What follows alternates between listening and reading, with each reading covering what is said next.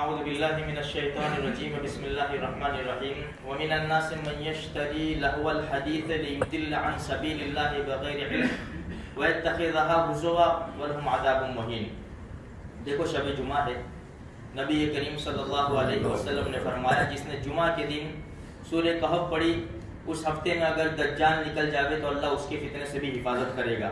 15ویں پارے میں سورہ کہف ہے، آدھا پارہ ہے، فتنوں کا زمانہ ہے۔ ہم اپنے نبی کی بات کے اوپر عمل کریں گے، اللہ پاک ہر فتنے سے انشاءاللہ ہماری حفاظت کرے گا۔ دوسرے نمبر کے اوپر ہے سورہ دخان، 25ویں پارے میں صرف 3 رکوع ہے۔ نبی کریم صلی اللہ علیہ وسلم نے فرمایا جس نے جمعہ کے دن سورہ دخان پڑھی اللہ اس کے لیے جنت میں محل بنائے گا۔ اور تیسری بات درود شریف، اس کے بغیر تو ہمیں چارہ کار نہیں۔ جتنا ہم درود شریف پڑھیں گے فائدہ ہمارا ہے۔ سب سے بڑا فائدہ یہ ہے کہ ہمارے آقا صلی اللہ علیہ وسلم نے فرمایا قیامت کے دن وہ آدمی سب سے زیادہ مجھ سے قریب ہوگا جو سب سے زیادہ مجھ پر درود شریف پڑھنے والا ہے۔ اس لیے ہم چلتے پھرتے اٹھتے بیٹھتے درود شریف پڑھا کریں۔ قرآن کریم کی ایک آیت میں نے پڑھی، اس میں اللہ تبارک و تعالیٰ فرماتے ہیں وَمِنَ النَّاسِ مَن يَشْتَرِي لَهْوَ الْحَدِيثِ، لوگوں میں سے بعض وہ لوگ ہیں کہ جو خریدتے ہیں لہو اللعب کا سامان، لِيُضِلَّ عَن سَبِيلِ اللَّهِ بِغَيْرِ علم، تاکہ اللہ کے راستے سے بھٹکا دے گے، وَيَتَّخِذَهَا هُزُوًا، اور مذاق بناتے ہیں، وَلَهُمْ عَذَابٌ مُّهِينٌ، ان کے لیے رسوائی والا عذاب ہے۔ دیکھو میرے بھائیو، سب سے پہلی بات تو یہ ہے کہ ہمیں اللہ سے دعا کرنی چاہیے اللہ ہر مسلمان کو ہدایت دے دے۔ ہمارے بھائی ہیں، آج اگر ہم کسی کا ایکسیڈنٹ ہوتا ہوا دیکھتے ہیں، کسی کا گلا کٹا ہوا دیکھتے ہیں، ہم یہ نہیں دیکھتے کہ مسلمان ہے کہ غیر مسلم ہے، دل پر چوٹ لگتی ہے کہ بیچارہ غریب مر گیا۔ کل قیامت کے میدان میں لوگ نفسا نفسی کے عالم میں ہوں گے، اور اگر کسی اپنے بھائی کے بارے میں، اپنے محلے والے کے بارے میں رشتہ دار کے بارے میں یہ فیصلہ ہو جائے کہ جاؤ اسے جہنم میں ڈال دو، تو کیا کر سکتے؟ اس وقت ہم کیا کریں گے؟ آج جو وقت چل رہا ہے نا، الحمدللہ الحمدللہ ثم الحمدللہ، اس سال دیکھا گیا کہ بہت کم تعداد میں مسلمان اوپر چڑھے ہیں۔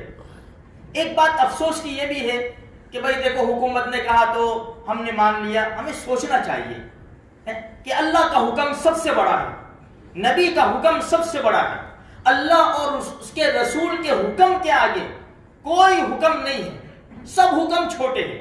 آج میرے بھائیوں یہ ہمارے ایمان کی کمزوری ہے کہ ہم نے اللہ اور اس کے رسول کے حکم کو اس کی کوئی پرواہ نہیں کی اب تک، لیکن بہت سے لوگوں کی، بہت سے نوجوانوں کی آنکھیں کھل گئی ہے۔ ایک بات یاد رکھ کے ہم کسی کو تانا نہ دیں، تانا دینے سے کیا ہوگا؟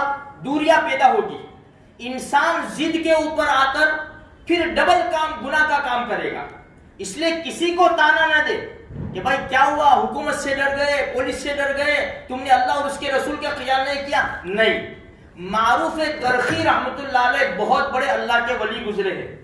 ایک مرتبہ دریا کے کنارے جا رہے تھے، اللہ والوں کے حالات تو کیسے پھٹے پرانے ہوتے ہیں، پہچانے نہیں جاتے کہ یہ اللہ والے ہیں۔ تو کچھ نوجوان کشتی میں سفر کر رہے تھے، یہ معروف کرخی رحمت اللہ علیہ کو انہوں نے دیکھا، پہچانا نہیں، کہا کہ ہوگا کوئی، ان کے ساتھ مذاق شروع کر دی، ان کے اوپر کچھ بولنے لگے۔ تو ان کے ساتھ ان کے خادم ہو یا شاگرد ہو، کیا کہ حضرت دیکھو تو صحیح، ایک تو شراب میں مست ہے، نافرمانی میں مست ہے، اور تم کو پھر تمہارے ساتھ یہ مذاق کر رہے، اور ان کے لیے بد دعا کر دو۔ تو معروف کرخی رحمت اللہ علیہ جن کا مزار بغداد میں ہے، اللہ ہم سب کو وہاں کی زیارت نصیب فرمائے، تو انہوں نے ہاتھ اٹھایا، اور ہاتھ اٹھا کر دعا کیا کی اللہ کے ولی نے، اے اللہ جس طرح تو نے دنیا میں ان کو خوشی نصیب فرمائی ہے، آخرت میں بھی خوشیاں نصیب فرما دینا۔ تو وہ حیران ہو گئے، حضرت یہ تو آپ کی مذاق اڑا رہے، آپ کو برا بھلا کہہ رہے، آپ کے ساتھ کھیل رہے، بجائے آپ نے بد دعا کرنے کے ان کے لیے دعا کر دی۔ فرمایا کہ میرے بھائی ان کو آخرت میں ان نعمتیں کب ملے گی، ان کو آخرت میں خوشیاں کب ملے گی؟ جب یہ توبہ کریں گے۔ تو یہ در پردہ میں نے ان کے لیے اتنی بہترین دعا کی کہ اللہ ان کو دنیا میں بھی توبہ کی توفیق دے دے اور آخرت میں اللہ اپنی نعمتوں سے ان کو مالا مال فرما دے۔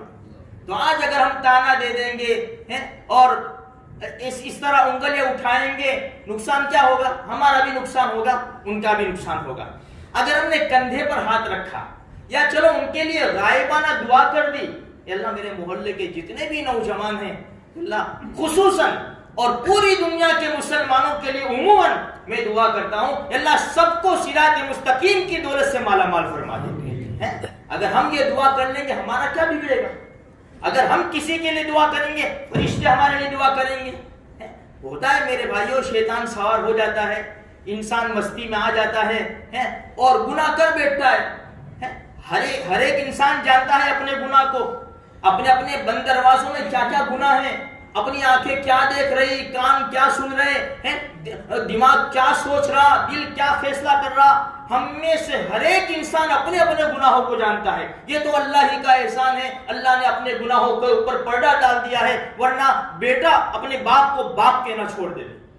بعض مرتبہ ایسے ہم سے کام ہو جاتے ہیں، یہ تو ستار العیوب ہے، وہ غفار الذنوب ہے، ستار العیوب ہے کہ ہمارے گناہوں کے اوپر اس نے پردہ ڈال رکھا ہے۔ اسی لیے حدیث میں آتا ہے، اللہ کے رسول صلی اللہ علیہ وسلم فرماتے ہیں من ستر عیبا مسلما سترہ اللہ یوم القیامہ، او کما قال نبی صلی اللہ علیہ وسلم، جس نے اپنے مسلمان بھائی کا عیب چھپایا دنیا کے اندر، کل قیامت کے میدان میں اللہ اس کے عیبوں کو چھپا لے گا۔